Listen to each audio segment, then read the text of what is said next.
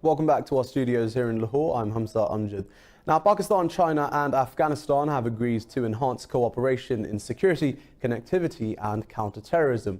The foreign ministers of the three countries held a trilateral meeting on the Afghan peace process in Islamabad today. Talking to the media, Pakistan's Foreign Minister Shah Mahmood Qureshi said the countries discussed regional connectivity and people-to-people contact. Pakistan and China promised to support an Afghan-led and Afghan-owned intra-Afghan dialogue. China's Foreign Minister Wang Yi said Beijing will cooperate in extending the China-Pakistan Economic Corridor project to Afghanistan and building the Peshawar-Kabul motorway. The Afghan Foreign Minister Salahuddin Rabbani said that the action should be taken against all terrorist groups without exception. Wang Yi announced that the fourth round of trilateral talks will be held in China next year. Switzerland's President Uli Maurer will discuss the situation in occupied Kashmir with India's President Ram Nath Kovind. They will meet in Bern on Friday. The Swiss Department of Foreign Affairs says the agenda for their summit also includes human rights. Now, last month, Switzerland renewed its warning to citizens, calling them to refrain from traveling to Indian-occupied Kashmir. Now, amid the mounting pressure on New Delhi, senior U.S. diplomat Alice Wells has said Washington supports direct dialogue between Pakistan and India on Kashmir. While Pakistan has foiled another Indian attempt to prepare grounds for a false flag operation. The Indian Army and media were falsely projecting two Pakistanis who inadvertently crossed the line of control last month as terrorists. Now, the Pakistan military revealed that 21-year-old Muhammad Nazim and 30-year-old Khalil Ahmed are local farmers from Azad Jammu and Kashmir who inadvertently crossed the LOC near the Haji Pir area. Now, the military spokesperson said Indian media fabricated the facts and declared both individuals as members of a prescribed organization. He said the issue was discussed with Indian authorities during the weekly hotline contact. Indian authorities acknowledged Pakistan's claim and promised to get back to them after legal formalities were out of the way. Indian media rights organizations say Narendra Modi's government is silencing journalists in occupied Kashmir as part of the lockdown it imposed on the 5th of August. The report, which is based on interviews with 70 media professionals in the occupied valley, it says journalists are being subjected to harassment and arbitrary arrest. Media rights investigators observed intense surveillance and informal probes of journalists who published reports critical of the government. Meanwhile, Kashmiri activist Shehla Rashid has described sedition charges brought against her as frivolous and politically motivated. Delhi police booked Rashid yesterday for criticizing India's human rights violations in occupied Kashmir on social media. Well, Pakistan has refused the Indian president airspace access for his flights to Iceland. Foreign Minister Shah Mahmood Qureshi said the decision was taken in view of India's continuing oppression in occupied Kashmir. He said New Delhi's atrocities in Kashmir will be taken up with the United Nations Human Rights Council. The Foreign Minister said Kashmiris in the occupied valley are living under siege since August the 5th.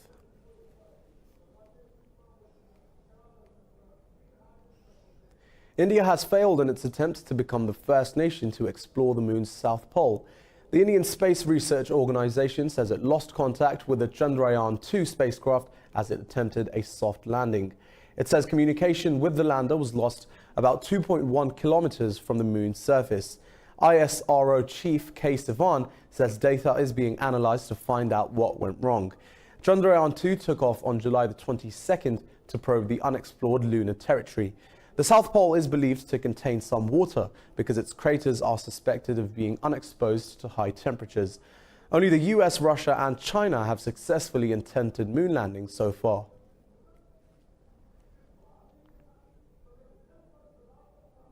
Now, Iran says it has reactivated 20 nuclear centrifuges in its latest rollback of commitments to the 2015 nuclear deal.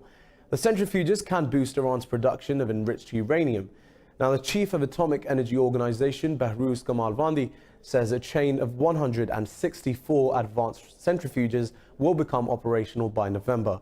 He says Iran has lifted the limitations on nuclear research and development adopted under the 2015 agreement. Kamalvandi says the measures have been taken in retaliation to the US withdrawal from the pact. But he says Iran could reverse the decision if all parties fulfill their commitments under the deal. Now, for more on this, we're joined by Tehran-based political analyst, Mr. Mohammad Marandi. Thank you for your time, Mr. Marandi. Welcome to Indus News. Now, Iran has reactivated 20 nuclear centrifuges. What kind of pressure do you think Tehran can face after this move? The Europeans are already in complete violation of the nuclear deal, and they are violating every single of their 11 commitments. There really isn't nothing for Iran to lose. The Americans, of course, are in full violation, and they're bullying other countries to violate the agreement as well. So what the Iranians are doing now is that they're waiting patiently for over a year and being the only side to comply by its commitments. Now the Iranians are saying we are going to gradually decrease our commitments in order to put pressure on the Europeans to be abiding by their obligations. And now that the Iranians have moved in that direction, we do see the Europeans taking this more seriously, but we still don't have any significant results at this stage. But obviously, the Europeans can't have their cake and eat it too. They can't sit there and say we accept the nuclear deal, but not abide by it on the one hand, yet expect the Iranians to abide by their commitments on the other hand. Right, well, Mr. Marandi, of course, we are consistently hearing that Iran will reduce its commitments under the 2015 deal, but Paris says it will continue efforts to bring Iran into full compliance with the deal. Do you think that's a possibility? Well, that's a rather ridiculous statement to make, because the French are in complete violation of the deal. The French cannot expect Iran to abide by a deal, whereas the French are not abiding by the deal. The Iranians waited for well over a year before they started decreasing their commitments. Iran is still abiding by most of its commitments, but the French and the Europeans are not abiding by any of their commitments. So unless the French shift policy, they grow backbone, they stand up to US pressure, unless the French and the Europeans do that, and start abiding by their 11 commitments, then Iran will have no option but to continue decreasing its commitments to the nuclear deal. The ball is and has been in the European court and in the French court as well. The Iranians are the ones who have grievances, not the Europeans. As he said, the ball is in the European court. Well, thank you very much, Mr. Mohammad Marandi, for your time. Let's move on. France says it will continue efforts to bring Iran into full compliance with the 2015 nuclear deal. As I just mentioned, French Defense Minister Florence Parly made the comments in a meeting with US Defense Secretary Mark Esper in Paris. Parly said everything must be done to ease tensions with Iran and to ensure safety of navigation. Earlier, Iran said it has reactivated 20 nuclear centrifuges in its latest rollback of commitments to the 2015 nuclear deal. Responding to Iran's plans for uranium enrichment, US Defense Secretary Esper said Tehran has always violated the Joint Comprehensive Plan of Action. I'm not surprised that Iran has announced that it's going to violate the JCPOA. They have been violating it. They had violated the Nuclear Non-Proliferation Treaty for many years, so it's no surprise that the Iranians are going to pursue what the Iranians have always intended to pursue. Israeli forces have shot dead 2 Palestinians during weekly protests on the Gaza border. 80 other protesters were injured. Israeli soldiers shot the 2 teenage victims in the neck and stomach. The IDF has killed over 300 Palestinians and injured 18,000 others since weekly protests began in March last year. The protests call for Israel to lift its blockade of Gaza and allow the return of Palestinian refugees to their ancestral homes. A court has sentenced the head of Turkey's main opposition party in Istanbul to 9 years and 8 months in prison over social media posts. Canan Kaftancioglu is accused of insulting President Recep Tayyip Erdogan and spreading terrorist propaganda. Kaftancioglu is the head of the Istanbul branch of the secular Republican People's Party. She played a key role in the defeat of Erdogan's hand-picked mayoral candidate for Istanbul earlier this year. She said her trial is intended to punish the people. Kaftancioglu said the verdict will not silence her.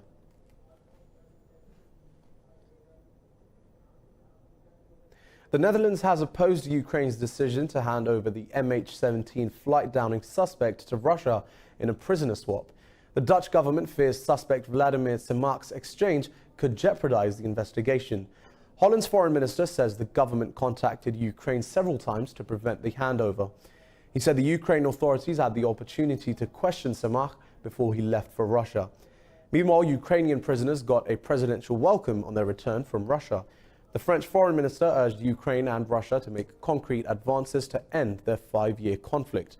US President Trump and German Chancellor Angela Merkel have hailed the prisoner swap between Russia and Ukraine. With that, let's take a break, but don't go anywhere. More stories to follow.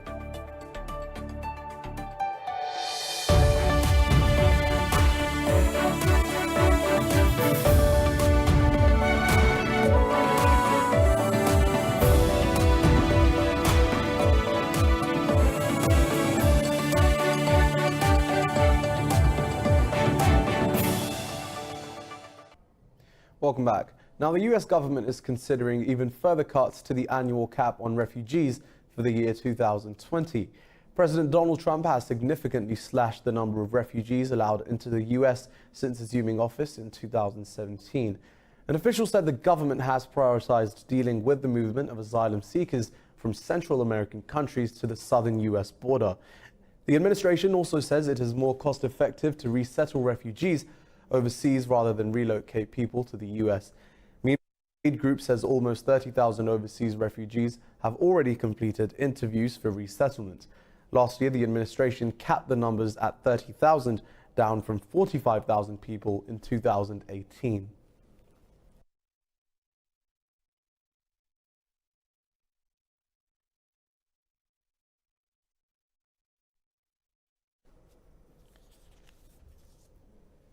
Now, Hurricane Dorian has made a landfall on the Outer Banks of North Carolina.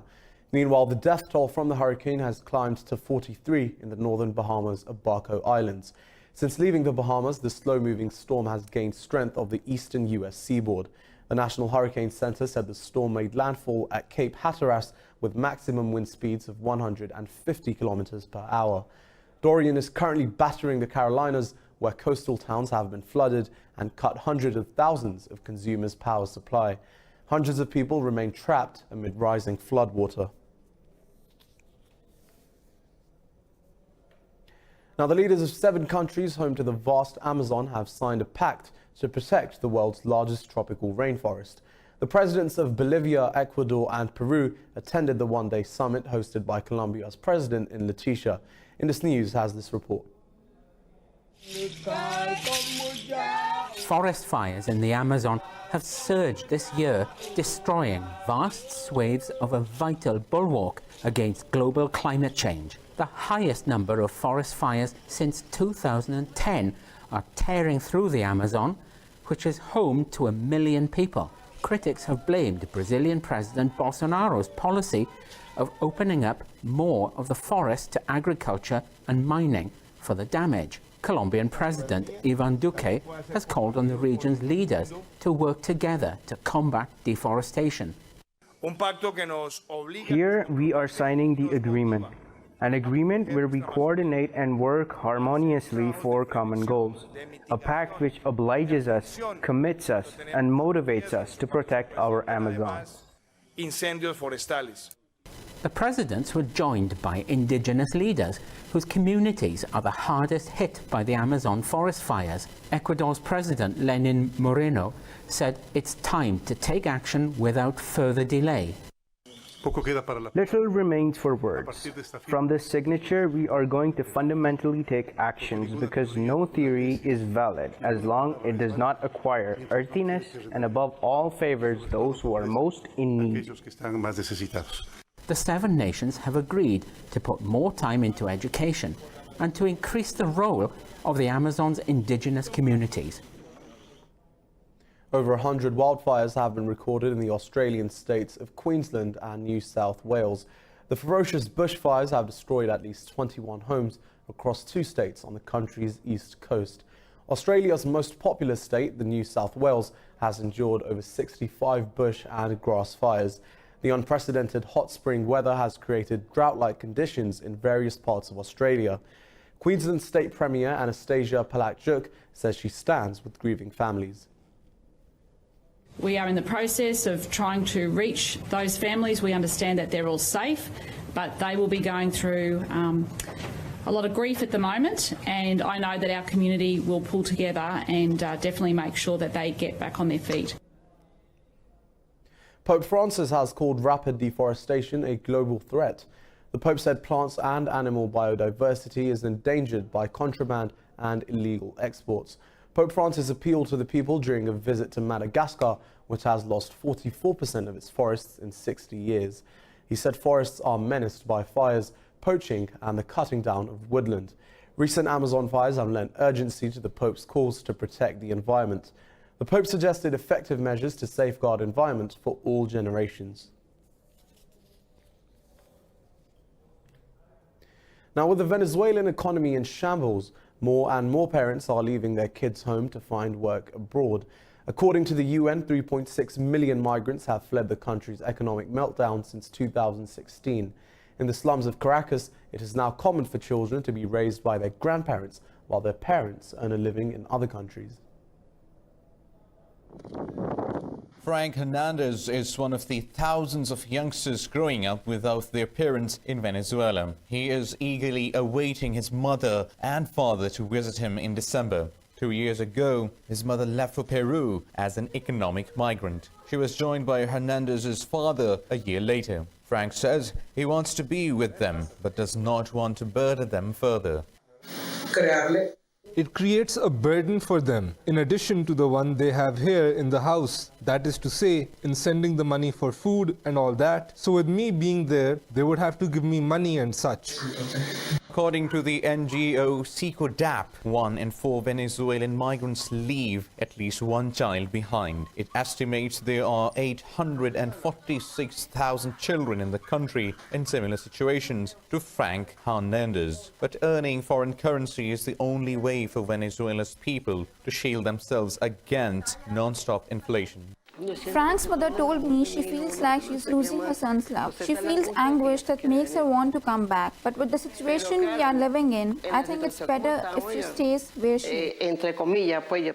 Meanwhile, child psychologists warn the ongoing trend could cause serious problems. Children growing up without their parents at home experience anger, irritability, and depression. But they warn parents not to traumatize children by promising hypothetical returns to normalcy, which might not materialize. Now, escape games have become an increasingly popular global pastime over the years. Thrill seekers solve a series of puzzles, find clues and break out of closed areas before time runs out. More in this report. Europe's first escape room, Para Park, was created by Attila Jurkovic in 2011. The main goal of the games played inside these rooms is to develop team spirit. Thousands of escape rooms and games have now opened worldwide with different themes, sophisticated decorations and equipment. You have to take into account that a lot of people are coming through, also regular visitors, and our challenge was to create a blur between fiction and reality for all the visitors that are playing the game. So what we try to do is that we have a group of players inside the museum mingling with the regular visitors, but our players know a little bit more about the museum. Escape rooms usually have a storyline or theme. They contain a variety of puzzles and challenges that, when solved, unlock new areas. The games played inside the locked rooms are set in a variety of fictional locations. I think it's a cool idea because you attract younger people, maybe. And it's a really cool big building, so there's enough space to do it. So yeah, it's nice to be here and to do it in this area. An escape room costs $20,000 to $30,000. Institutions like museums are also creating their own versions of escape games to attract visitors. Over in southwest China, which is hosting the annual Lifeline rope rescue competition, which is an event all about the best way to rescue people on mountains. Germany, Belgium, Japan and South Korea are some of the teams taking part at Jinfo Mountain. Let's take a look.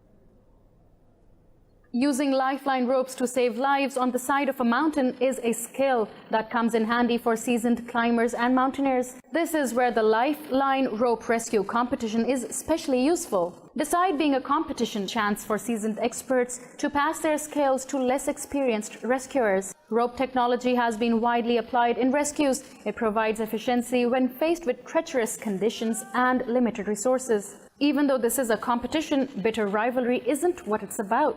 The result doesn't matter so much. We come here, learn from each other, and communicate together. And this is very important. Although rope rescue started late in China, it has developed quickly, and these events provide a channel of communications between professionals from around the world. This will help improve the professionalism of rope rescue in China. The gap between us and them mainly lies in experience and the application and management of technology, including the use of more advanced equipment such as helicopters. Many foreign rescue teams use helicopters and ropes together, which is very efficient. Jinfo Mountain has been the site of these friendly non-rescue rescues for the past 2 years. Over in Belgium, the country's love of pigeon racing has brought fame to breeder and trainer Joel Verschoot. His star bird Armando has made headlines for being the fastest international racer. Armando is a highly sought-after bird following his recent win at the recent Racing Birds Champion League in Europe. Let's take a look. Meet Armando. He is an expert at dodging power cables and airborne predators. He has a string of remarkable wins to his name.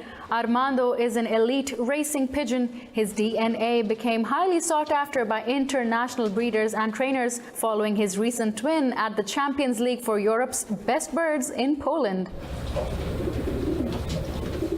The feathered flyer brought trainer and breeder Joel Verschoot €1.25 million from Chinese buyers through an online auction. Standing in his garden in Ingelmunster, Belgium, Verschoot still remembers his bird's incredible record-setting auction, which he credits to Armando's intelligence. It's not bigger or stronger than any other pigeons, but Armando is very smart, and you can see it through its results in competitions. Joel Verschoot could have settled down to a comfortable life after he sold the world's most expensive racing bird, but inheriting the tradition from his father, for the 64-year-old Joel, pigeon breeding is a hobby turned international business he plans to continue.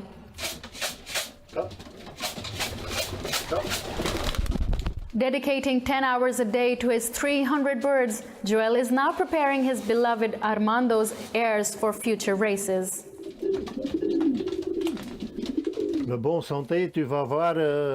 can see the pigeon is healthy if the eyes are very light. If the beak is very white, a gray beak is not good. And wings must be flexible, very flexible. That's how a good pigeon is.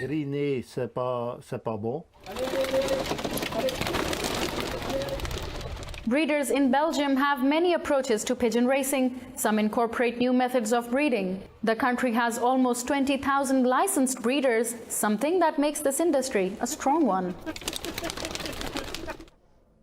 Well, I definitely never knew that pigeons could rake in that much money. But with that, let's take another break. But don't go anywhere. Business, sports and weather to follow.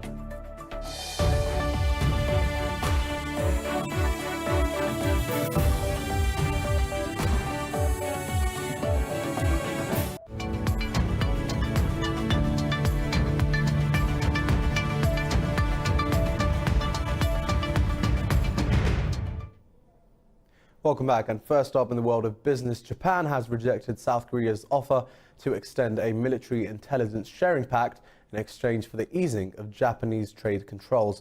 Officials in Tokyo said the government would not condone bartering trade controls for security cooperation. The 2016 intelligence sharing accord is set to expire in November after South Korea withdrew last month. Seoul pulled out after Tokyo imposed controls on its exports of materials used to manufacture semiconductors and display panels.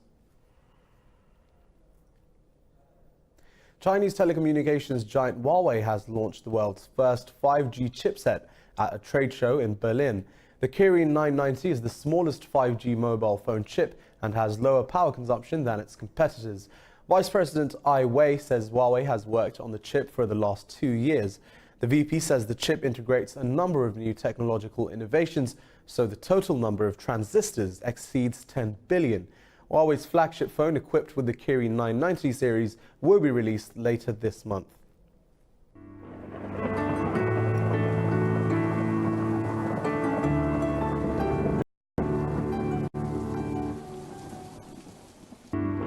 Well, it's 31 degrees Celsius here in Lahore, but let's take a look at the weather around the world.